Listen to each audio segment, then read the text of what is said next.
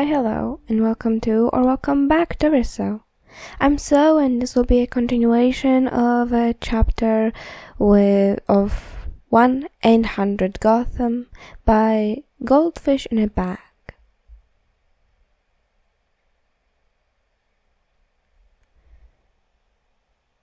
Their first official contact as a group with Angel is a tension-filled success. A few days after the meeting with Jackson, which was unexpectedly smooth yet incredibly concerning for Bruce, Barbara requests everyone to meet at the cave to break their silence with Angel finally. Bruce is the first one to arrive at the cave, besides Barbara, who's already sat in her wheelchair in front of the computer. He greets her and she waves a hand, focused on the screens. The rest of his family trickles in as he sips out of his recent favorite mug. Words, okay, his father, it reads. Courtesy of Stephanie for Father's Day. When Dick arrives from Bloodhaven, he seems quieter than usual, as if he's thinking about something deeply and muttering something Bruce thinks may have been about Jackson. But Bruce quickly brushes it off and jumps back to his normal self. Jason is, unsurprisingly, not there. Damian comes with Alfred, but the butler leaves shortly. Cassandra and Stephanie are still on their Birds of Prey mission, but they'll be back soon enough. Great, now everyone's here.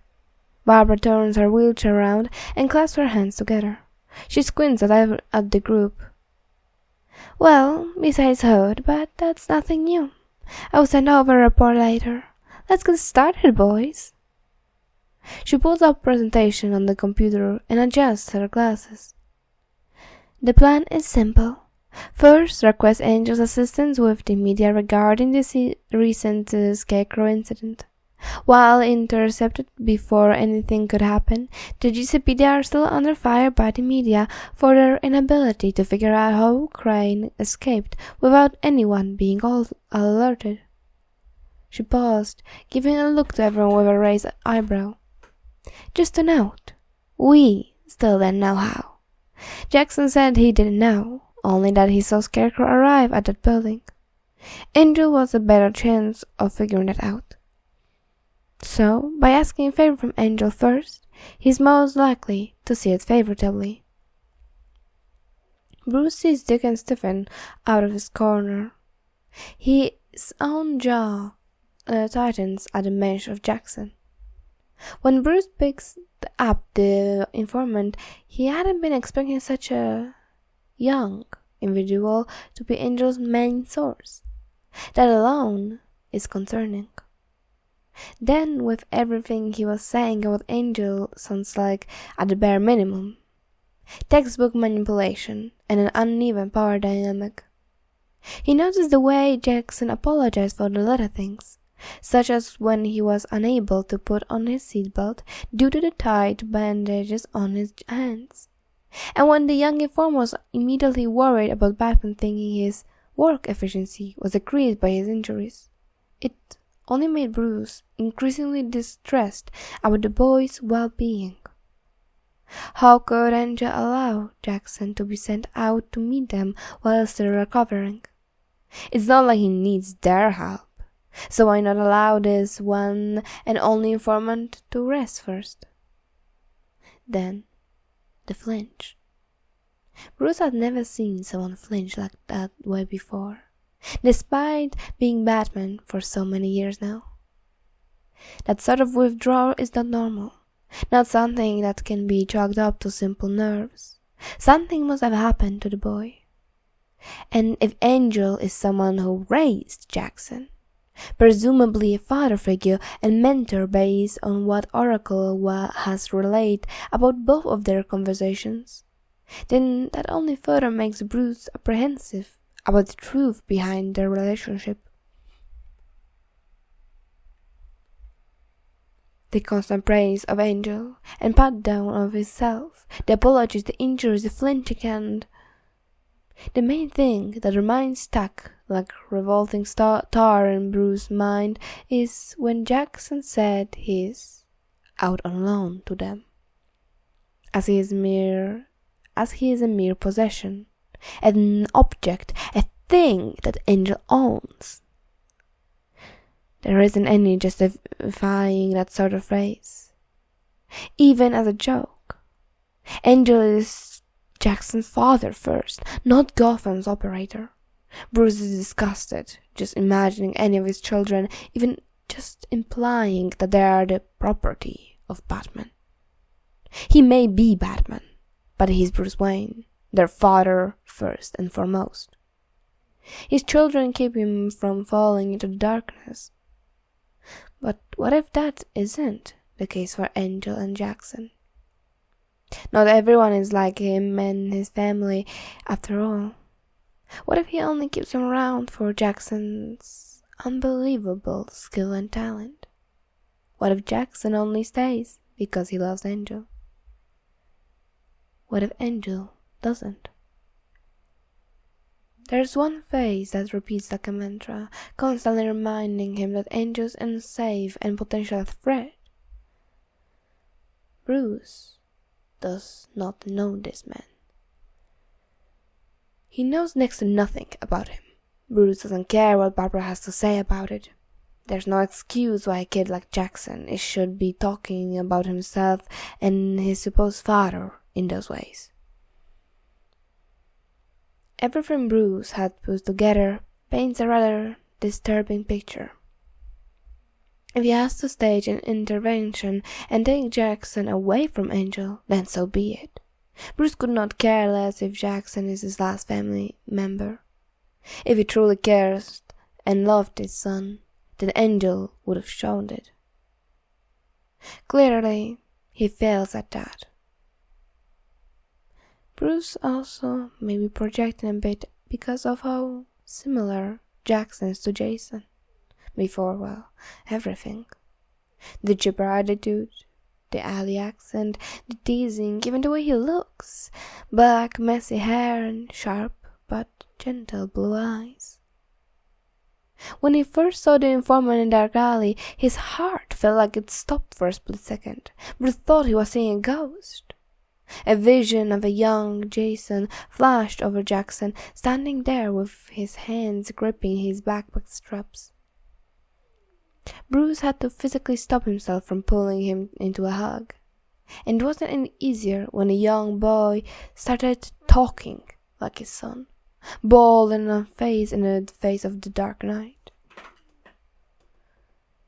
Jackson was going to worm his way into the family, wasn't he? His mind is brought back to the present when Dick replies to Barbara's game plan.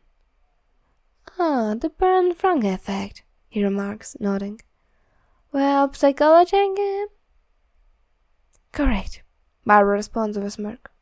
"More likely to say it positively if it does a small favor for us." "Will that truly work? It sounds more of a nuisance and additional work on the operator plate." Damian objects, unconvinced and crossed. "I would not want to do a favor for others at the expense of my own time and energy." "Hey, psychology, Damian. It worked on you, so now why not use a super secret hotline operator?" Dick says. "Do not speak such nonsense, Richard. I would never fall to such amateur scheming." He huffed in disagreement. "Sorry to agree, but you were pretty prickly when we first came to the manor," Barbara says with a shrug. "Don't you remember all the time Dick used to ask you to hand him something over him during dinner? Or when Bruce would ask you to grab him a book in his study? Or when Jason would ask you to help him clean his weapons together?" She points at herself and adds with another smirk. "Or maybe when I would ask you for help with pushing my chair." Then my eyes widen, remembering all of those instances. "All of that was simply part of a scheme to obtain my tolerance for your companions?" He splutters, cheeks burning red. Bruce hides a smile behind his mug. "Oh, dummy, not just tolerance," Dick chimes in with a cheery tone, reaching to hug Damian. We know you love us. You can't get rid of us now. This is cowardly. You all deceived me, he shouts, swatting Dick's hands away and pulling up his hood to hide his face.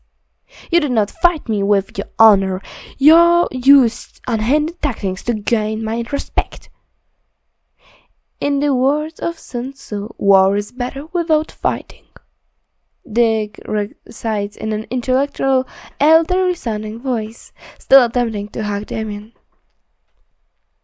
I believe the correct phrase is, the supreme art of war is to subdue the enemy without fighting. Barbara corrects with an eye roll.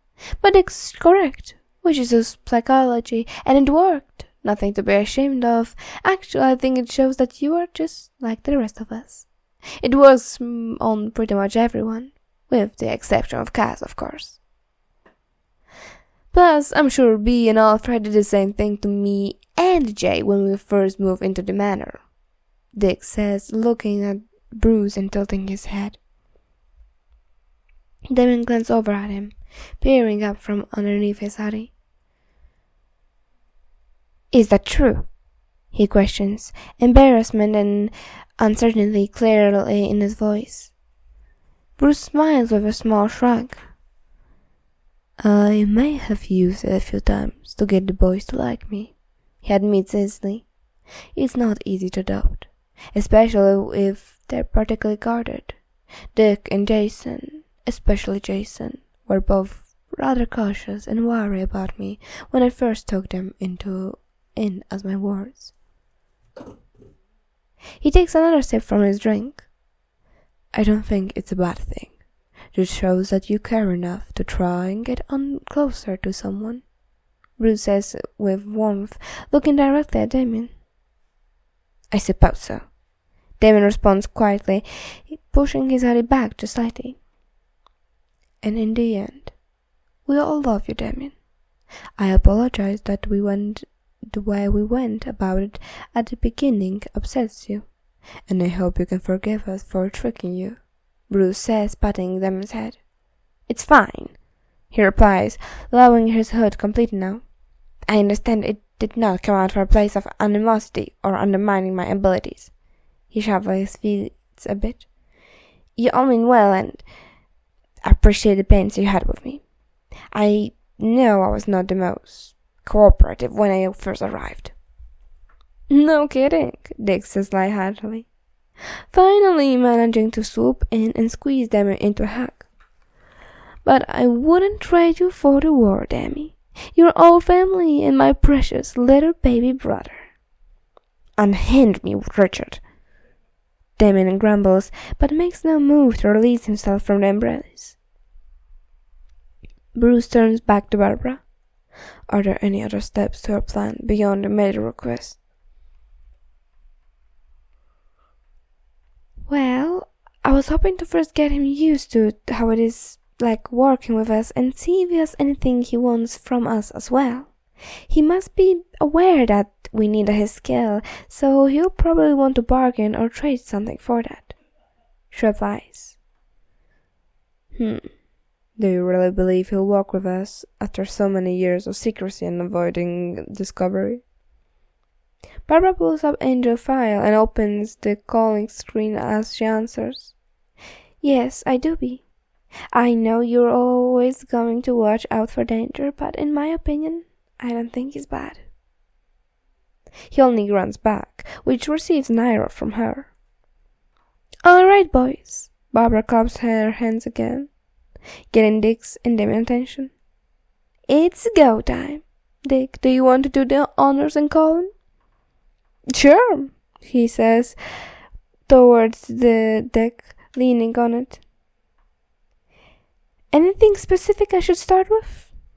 Just introduce yourself as usual and ease into the favor. You may know him. Let him know who's on the call. Oh, but you see, if you can also get his personal number. It's a tad inconvenient to have to use the public hotline address to reach him.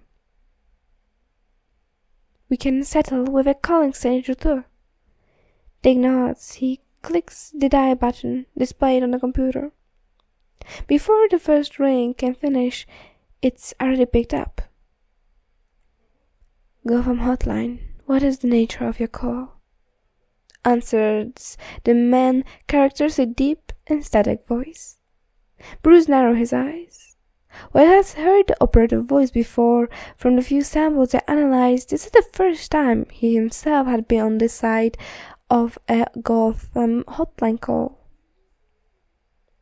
It's unnerving. Not because Angel sounds ominous or menacing, no, quite the opposite.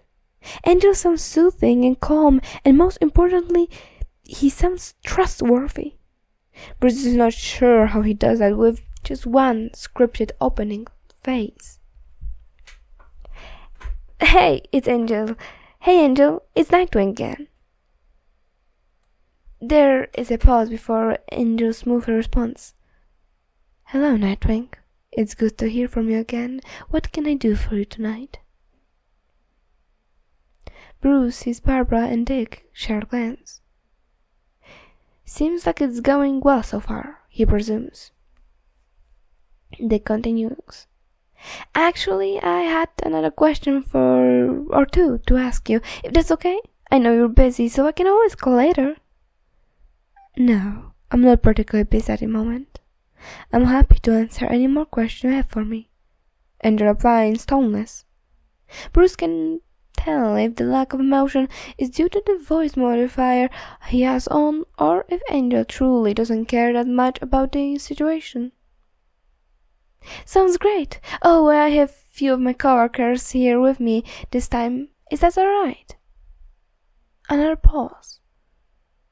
"Coworkers?" "Yeah, you met Oracle before, right?" Dick says, glancing over to Barbara. She nods. "Affirmative. We spoke during the Scarecrow incident. And I'm my own speaker right now?" he questions. "Yep." "Hi, Angel," Barbara greets. Angel's voice doesn't fluctuate. "Hello, Oracle. It's great to hear from you again. I hope you're doing well." "Very," she says. "And you?" "Considering it's been an unusually slow night for Gotham, I would say I'm feeling what one might call peace and quiet." Did Angel just crack a joke? Dry, but a joke nonetheless. Bruce didn't even know the man was capable of doing so. He's learning much more about the elusive operator in just these few minutes than he has in years. "Hey man, you get it!" They comments with a grin. "We never get a break like that." "Nightwing, you said coworkers, plural. Who else is on the line?" Angel asks. "I'm Robin," Damian announces. "Do you have a preferred way to be addressed?" Damian has been refusing to call the party Angel due to informality of it. "Hello, Robin." The man greets with the same exact tone as he did for the others, holding no bias for one on another, which Damian seems a bit pleased about. Bruce knows it does bother his youngest son whenever he's treated like a child, shown a different type of respect in comparison to his elder counterparts. "Not particularly now. You may call me whatever you desire." "You have no opinion of what you're named?"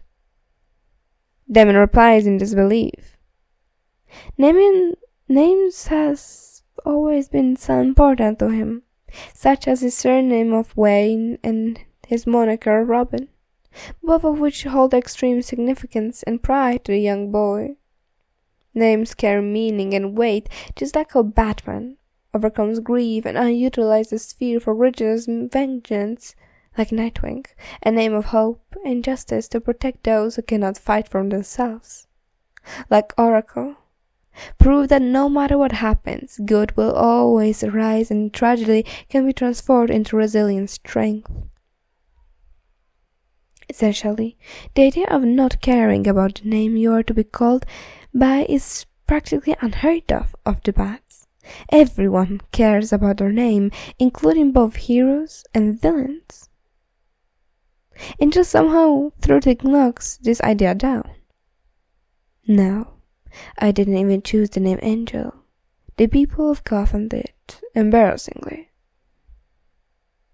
If you could choose a name for yourself, what would it be? Damian insists. Bruce will give it to his son. He's very adamant in support in maintaining formality, as well as not being able to give up on the fact that Angel is indifferent. Dick is gesturing at Damian to stop until the operator responds. I am unsure. This hotline, it was never meant to become so big, and I never intended to become such a loud part of Gotham emergency services. So I didn't think of any name to go by. When I received the title of Guardian Angel, I couldn't even look at the daily newspaper anymore because that name would be plastered across the front page at all the time. Pretty sure I ate my breakfast in sad silence, without the news for however long the paper displayed the name. He pauses for a short beat, which was a long time. Both Dick and Barbara laugh at the dry and seriousness of Angel's delivery. Bruce even noticed Damian's mouth quirking up on the corner. The more Angel speaks, the more confused Bruce gets. Somehow the man sounds human and humorous, but concurrently comes across as completely aloof and dismissive. Angel is honest yet detached, composed yet reserved, genuine yet robotic. It's as if he's walking a tightrope line between the compassionate truth and professional distance. How is that possible? That level of self-control requires tremendous discipline and restraint over one's mind. Bruce is capable of such control, but not for long periods of time. Angel seems to have perfected it. His curiosity undergoes further, determined to reveal all of the operative's secrets and the extent of his abilities. Angel is a mystery, an unknown that Bruce must solve. After a bit more chatting between the four, Bruce coughs slightly to remind them all of their mission and the plan. Dick, wearing a sheepish expression, asks Angel the main reason for the call. Angel, I was wondering if you could do us a small favor. They are braced for rejection, the air in the cave stilling.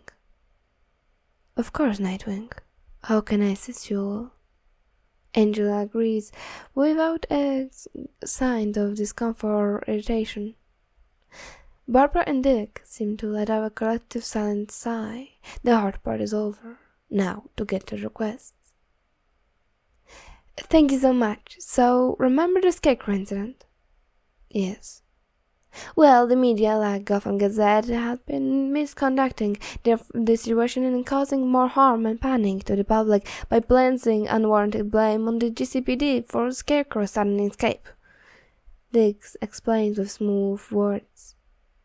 Bruce notices the way he faces the sentence, making it seem like the media is directly hurting Gotham as a whole, instead of simply just targeting the department for their inability to protect the people. Smart move, and impressive quick thinking, Bruce thinks proudly.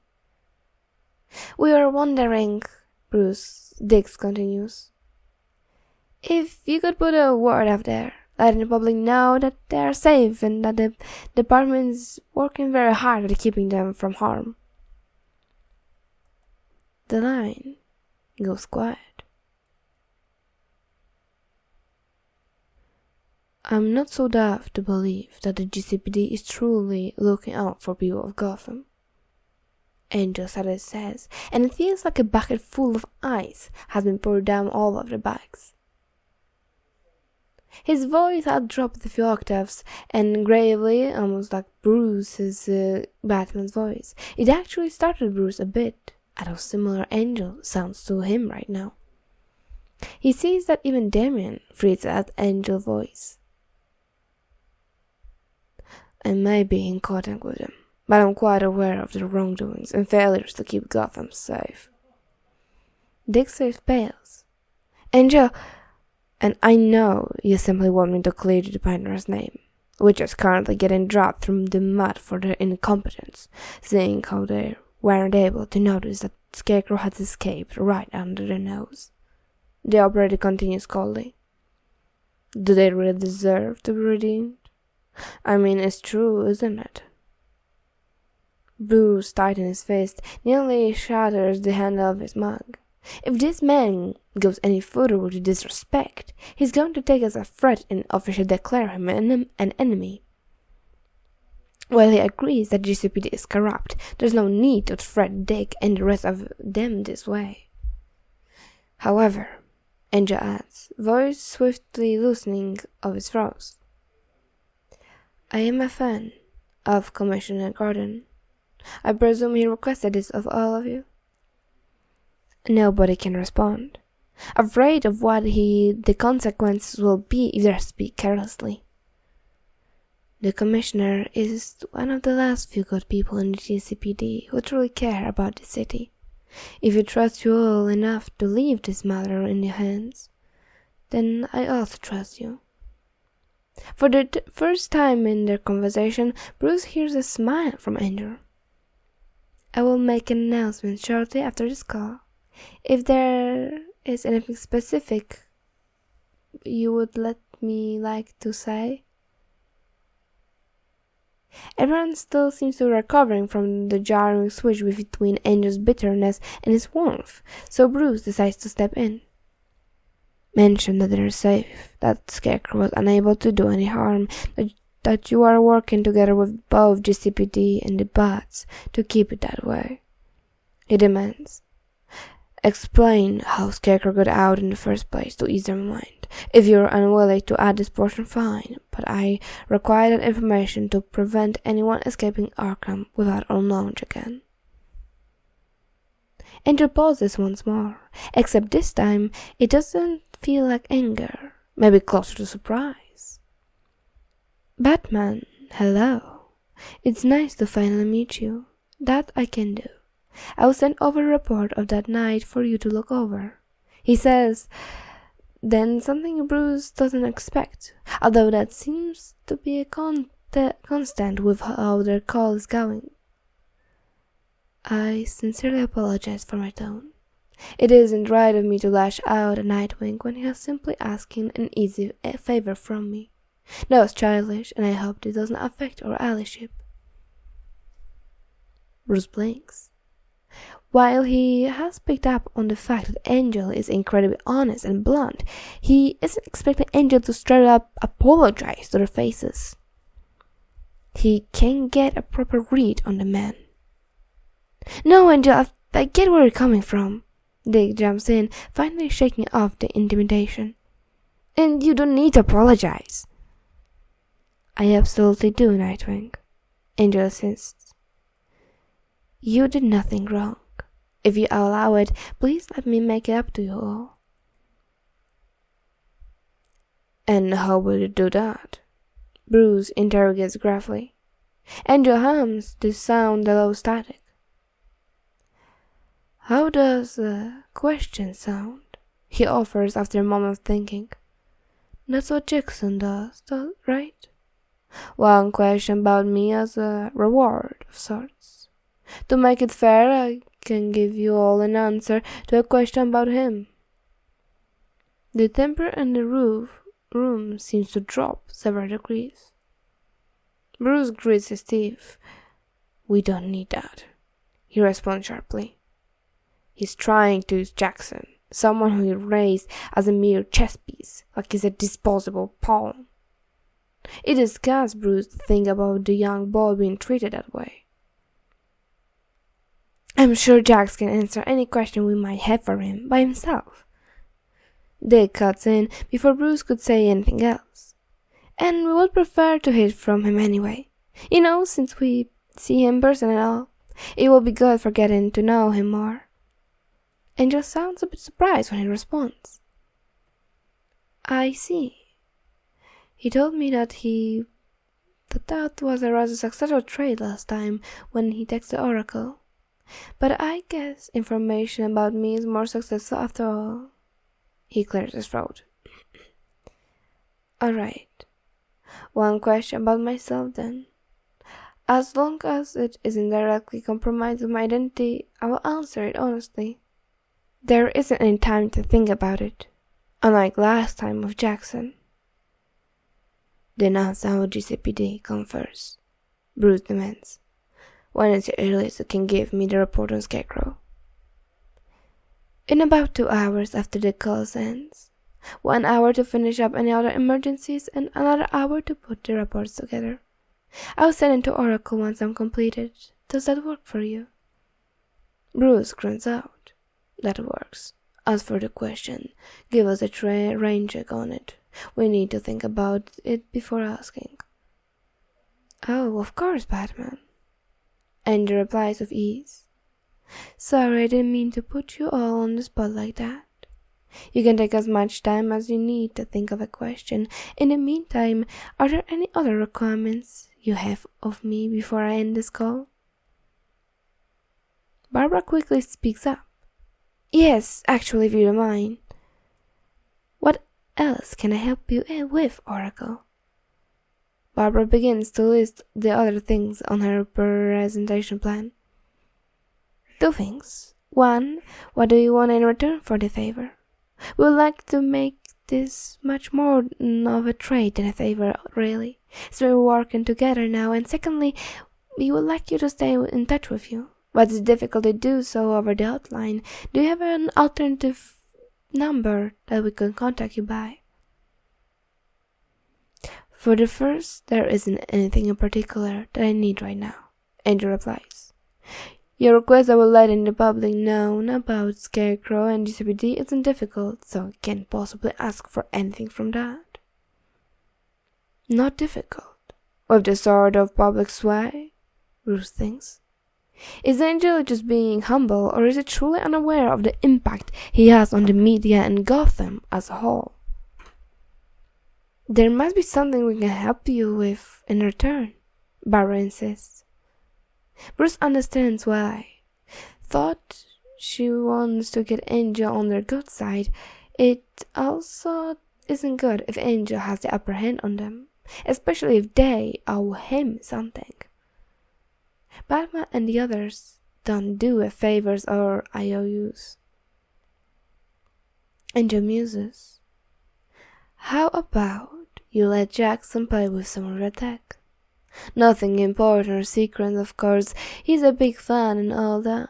So being able to even see a batarang or a grappling hook or even just rubbing off on uniforms would be satisfactory for him. Barbara steals a look from Bruce, wearing an expression of, is that allowed? To which he simply nods with a slight wave of his hand. Bruce seriously cannot understand Angel's intention. On one hand, he consistently speaks as though Jackson is simply a lackey, something he can utilize to his every beck and call. But on the other hand, he seems to take care of the informant's wants and needs, as if he cares deeply about the boy. It doesn't make sense. He knows that there's something he's missing. That can be arranged, she confirmed. The next time we see Jax, we will show him some bat tech. Angel thanks her for that, saying that Jackson will be very happy to hear it. As for the second question, unfortunately, I only have this number for myself. Again, this holiday wasn't meant to become this large, so I never bothered with creating an alternative identity for myself. And I can't possibly give you my actual phone number either, he responds. I understand, Barbara says, looking a little disheartened. Is there... How about this? Angel interrupts. Whenever you need to reach me, just call Jackson. Jackson again. Bruce notices. Angel keeps mentioning his informant. Why the constant, intense insistence on including Jackson? Isn't it enough that the boy does all the strenuous work behind the scenes for him? He understands that Angel is meant to be swamped with mystery, but isn't it a little too much to keep pushing Jackson to do his work for him, even if the boy enjoys it? It's not safe to keep sending out someone who isn't even 18 to people he hardly knows. Bruce barely trusts the Justice League with Dick when he was Robin, and that's a group of superheroes. Angel is supposedly a genius. Why can't he create something to help him with the more dangerous stuff? Or do the simple things of purchasing a new phone and encrypting data? The operator, according to Bruce's analysis, is over 85% likely to be in CEO position. And even if that's wrong, there is over 92% chance of him having significant wealth, so a new phone should be the least of his worries. Again, suspicious. Bruce can understand him. None of his actions make sense, nor line up in a cohesive way that benefits anyone involved. Angel continues. Jackson is always available, and if you reach him, you can reach me. What if we can't reach him? Barbara asks. I highly doubt he'll be unreachable, but if he is, then I'm most likely busy as well. But still, call the hotline. I'll make sure to tell Jackson to turn on an emergency bypass for your phone number, though just as a precaution. Barbara nods at Bruce. It seems like this was the closest they can get at the moment. That works. Thank you, Angel. It's my pleasure, Oracle. If that's all, then I will return to answering calls. Thank you for your time, Nightwing, Oracle, Batman, Robin. Remember, you have one question. No deadline. The call ends with a sharp click. Everyone, especially Dick and Barbara, seems to relax instantly. Okay, that could have gone better, but it could have gone a lot worse, Dick says with an exhale, laying his weight into the desk. I do not understand why I allow him to walk over with such disrespect, Damian angrily exclaims. It is not like it's Richard for that the GCPD is a batch of incompetent fools. I agree with you, Damian, Barbara comments, but maybe it just irritated him with the favor. I mean, imagine someone were to ask you to help with cleaning someone else's mess, especially if that someone is known to be dirty. Plus, he apologized. He's honest like that, Dick includes. And in the end, we got what we wanted, and even a question out of that. Barbara turns to look at Bruce.